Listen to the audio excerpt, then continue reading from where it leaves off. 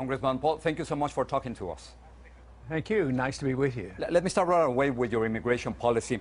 I would like to know, what are you going to do with the 11 million undocumented immigrants in this country? What's your plan? Well, I'm going to call up Solomon and ask him for the wisdom of Solomon to deal with it.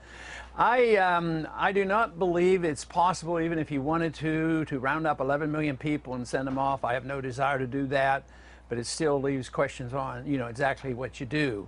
And I think we should have secure borders. I don't think you should reward people for breaking the law. So I don't think people should be able to come easily and become easy, citizens and get to vote and go on food stamps and get welfare. But in the same sense, somebody's been here and it's almost, it is their country. I think there should be a program to bring them into the fold, the green carding, and let people come but qualify. But I want it to be done, systematically. I think we need more efficiency at our borders. And allow the people to come in, especially the people who will work and take care of themselves. But you just mentioned a program. What kind of program? Are you suggesting that there should be a program to legalize 11 million undocumented immigrants?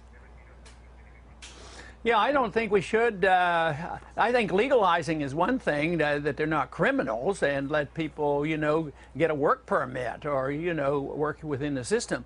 But if everybody who comes illegally is automatically given citizenship and a vote and can apply for welfare, that would not be a good format, because then we would have more of it.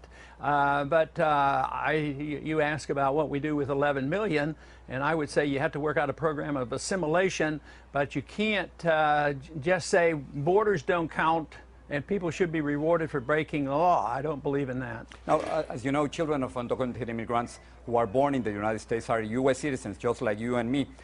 Do you like that idea? Is that okay?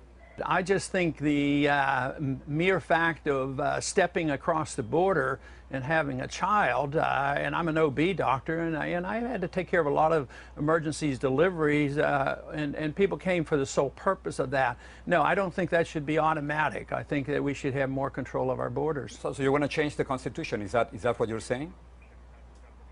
Well, it depends on how you interpret the Constitution. Under the jurisdiction is the big issue there, and that's why it's so often debated.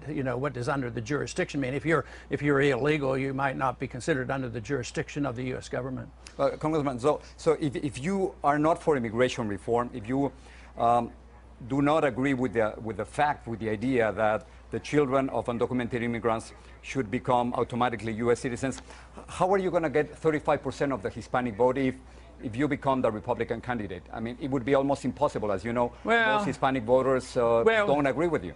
For me to think that I have to have a different message for Hispanics than I do for other people, I think is unnecessary. I think that Hispanics have as much interested in freedom as everybody else. So to say that I have to kowtow, in a sense, of saying, well, the only way you can get a vote for any special group, is by giving special privileges.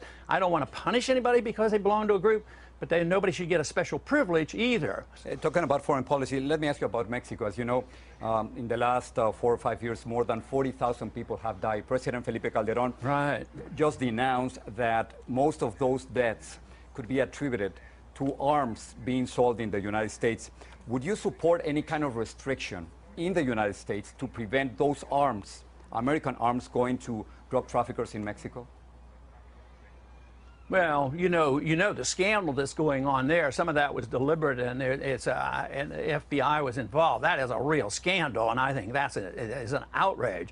But no, what goes into Mexico, Mexico has to deal with. Yeah, but why don't you want to limit the sale of arms in the United States that end up in the hands of Mexican drug traffickers? What's wrong with that idea? Well, if Mexico doesn't want them down there, what I want to do is restrict our government participation in that. But I don't want somebody coming restricting the right of an individual in this country to defend themselves and own a gun. Now, if it gets into Mexico, Mexico has a lot of responsibility there too for that. But when our government participates in it, then I'm with you on what you're implying, that we have to do something about it, and that's where most of the corruption is. But you can't can't deal with that problem if you don't want to even talk about the drug war. That's where the criminality is and the corruption is, and that's where the gang wars are. It's over the drugs that really we have to deal with. Congressman, just one last question. Should we talk to dictators? Should we talk to Ahmadinejad, to Fidel Castro, to Hugo Chavez? Is that a good policy? Well, why not? I mean, didn't we talk to Khrushchev and all the Soviet leaders? How could any regime be more ruthless than the Soviets and the Chinese? And we talked to them. So we should talk to people. Our problem is you take somebody like Castro in Cuba. We haven't traded with him. We should have been talking to him and trading with him and for a long time ago. The Cold War is over and done with. I mean, we don't have a very good record as Americans for picking the right dictators. We deal with dictators all the time, but only when they obey us. As long as they obey us, then we give them money and we prop them up. And as soon as they cross ways with us, then we start bombing and getting rid of those dictators. I don't like that at all. And I have two more questions about the presidential race here in the United States. Do you think that the movement to bring Governor Chris Christie to run for president, is that a sign of dissatisfaction with all the Republicans running for president?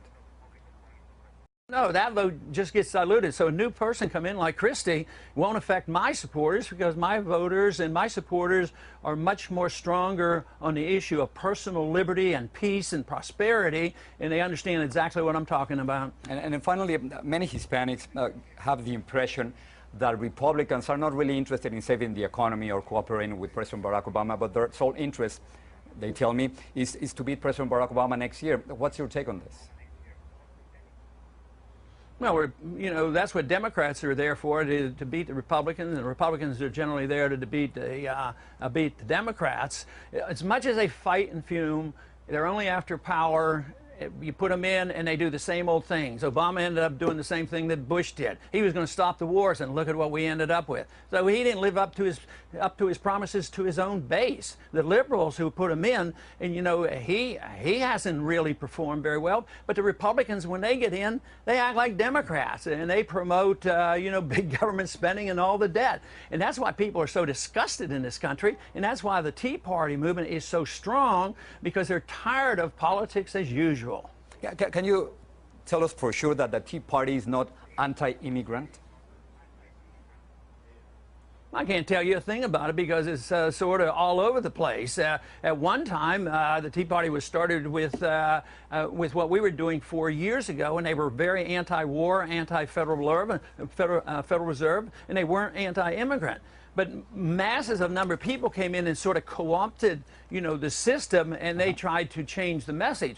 And nobody has control of the Tea Party movement, except for the fact that most of them are just unhappy with the status quo, and they're unhappy with being lied to by so many politicians in this country. Congressman, thank you so much for talking to us. Thank you. Thank you.